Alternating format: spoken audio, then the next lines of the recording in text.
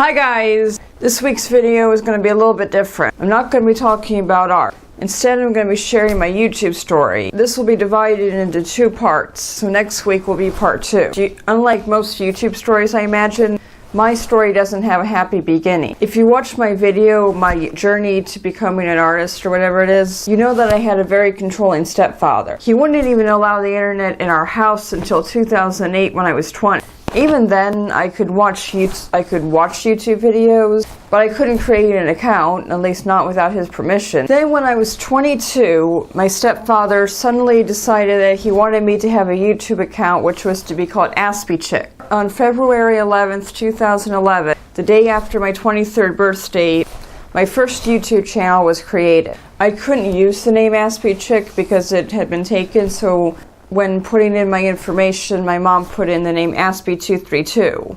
My channel started as a way to talk about my art and my autism, which we called Asperger's disorder at the time. From day one, my stepfather controlled everything about my YouTube channel. He decided what videos I would make, when they would go up. He dictated messages for me to write to people. He even told me who to subscribe to. And he had so much control that I honestly didn't know how I would do YouTube without him. He also was very weird about the people that subscribed to me. He thought they were too old, or if they didn't have videos themselves.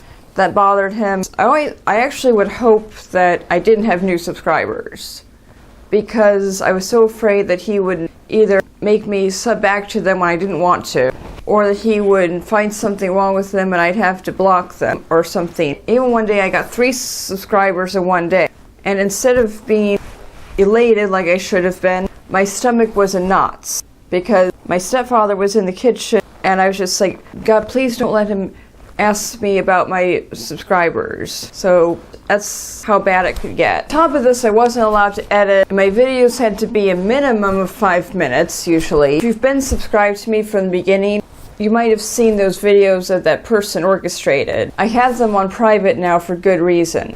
Anyway, my stepfather got out of my life, my former stepfather, and I talk about how awesome that was in part 2 of my autistic journey. Now that he was gone, I was not only free to do what I wanted with my art, I was also free to do what I wanted with my YouTube channel. So next week I'll tell you about what I did with YouTube after my stepfather left. So thank you so much for watching. I appreciate every view. I do time-lapse demonstrations of my drawings and paintings, as well as art-related vlogs, usually on this channel. So if that sounds good to you, click here to subscribe, and I'll see you all again next week. Bye!